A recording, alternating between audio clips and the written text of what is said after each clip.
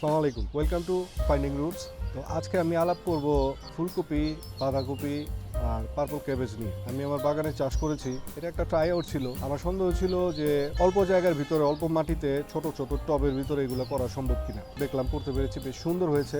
আপনারা আস্তে আস্তে সামনে গেলে ভিডিওগুলো দেখতে পারবেন। প্রথমে শুরু করি পার্পল ক্যাবেজ দিয়ে। পার্পল ক্যাবেজগুলো দেখতে অনেক সুন্দর। এটা বিদেশি একটা সবজি, সম্ভবত বড় বড় সুপার স্টোরে পাওয়া যায়। আমি নার্সারিতে হাঁটাহাঁটি করার সময় দেখলাম, তো দেখে পছন্দ হয়ে গেল, ভাবলাম ট্রাই করে দেখি। 4টা চারা আমি কিনেছিলাম, প্রতিটা 30 টাকা করে নিয়েছিল। বিক্রেতা বলছিল যে এগুলোর ফলন অনেক ভালো।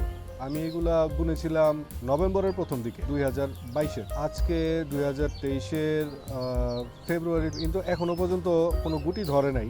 আপনারা দেখবেন, ভিডিওতে থাকবে। এটা একটা ট্রাই আউটের মতো। আমি লাগিয়েছিলাম 2টা ক্রেটের মধ্যে 4টা, প্রতিটা ক্রেটে 2টা করে। একটা ক্রেট রেখেছি একটু ছায়াযুক্ত জায়গায়, একটা ক্রেট রেখেছি একটু রোদ্রের জায়গায়, দেখার জন্য যে একসঙ্গে আমি এক রেজাল্ট পাবো যে কোনটা ভালো রেসপন্স করতে। আস্তে আস্তে পরে গিয়ে বোঝা যাবে এগুলার ফলন কেমন। এবার আসি ফুলকপি নিয়ে। ফুলকপি, বাঁধাকপি করি দুইভাবে, একটা হচ্ছে চারা আর একটা হচ্ছে বীজ। আগে বলি বীজের কথা। হাইব্রিড বীজ কিনি, এক প্যাকেট 60-70 টাকার মতো দাম নিয়েছিল। তারপরে এগুলো ছোট ছোট কাপে মাটি, ভার্মি কম্পোস্ট আর কোকোপিট মিলিয়ে আমি বীজ বপন করি। বীজগুলো আমি বপন করি ফেব্রুয়ারির মাঝামাঝি। বীজ থেকে যেগুলো হয়েছিল ওইগুলো ক্রেটের ভিতরে লাগাই। ওগুলোর ভিতরে প্রতিটা ক্রেটে আছে 4টা করে। কিন্তু একটা বড় প্রবলেম হচ্ছে ছোট ছোট পাখিরা এই ছোট ছোট কচি পাতাগুলো খেয়ে ফেলে। এইগুলো বাঁচানোর জন্য পরে আমি একটা পদ্ধতি করলাম, এই বোতল পদ্ধতি।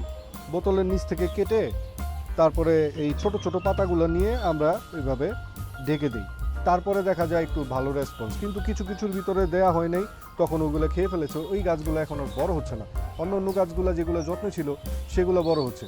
এবার আসি চারার কথা।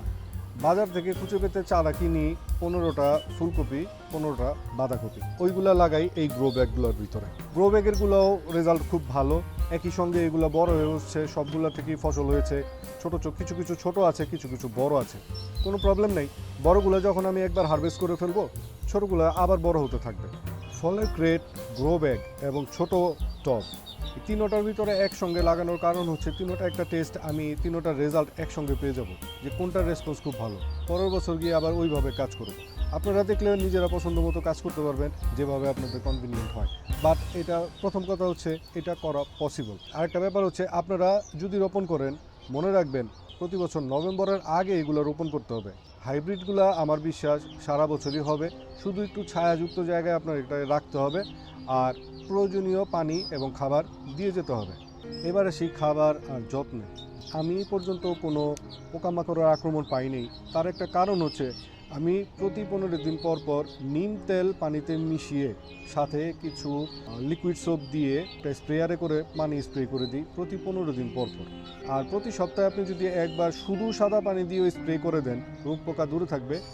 আর খাবারের ভিতরে আমি নিয়মিত দিয়ে যাই 15 দিন পর পর খোল পচা পানি, কলা পচা পানি অথবা পাতা পচা পানি। এগুলো একটা 20 লিটারের বালতির ভিতরে আমি জমিয়ে রাখি, 15 দিন জন্য পানি দিয়ে ভিজিয়ে রাখি। 15 দিন পর ওগুলো ছেঁকে অন্য পানির সঙ্গে মিশিয়ে আমি এগুলো দিয়ে দিই। যথেষ্ট পরিমাণ খাবার এগুলো পায়, আপনারা গ্রোথ দেখলেই বুঝতে পারবেন। 1 চামচ এসওপি, 1 চামচ বোরন 2 লিটার পানিতে গুলে একবার আমি স্প্রে করি। তার 10 দিন পরে জিঙ্ক 1 চামচ, যে কোনো একটা মাইক্রোনিউট্রিয়েন্ট 1 চামচ মিশিয়ে আবার সেম প্রসেসে আমি 10 দিন পর আবার অ্যাপ্লাই করি। তারপরে একটা থাকে এপসম সল্ট। এপসম সল্টটা আরেকবার, ওইটার 10 দিন পরে এপসম সল্টটা আবার আমি স্প্রে করে দিই। এই জিনিসগুলা গাছের জন্য খুব জরুরি। এগুলাতে গাছ খুব ভালো রেসপন্স করে। এগুলা একটা রাসায়নিক খাবার আপনারা বলতে পারবেন, বাট হার্মলেস। এগুলা খুব বেশি হার্ম করে না, গাছের স্বাস্থ্য ভালো রাখে, সালোক সংশ্লেষণ ভালো থাকে, ফোটনগুলোকেও খাদ্যে রূপান্তর করতে পারে খুব তাড়াতাড়ি।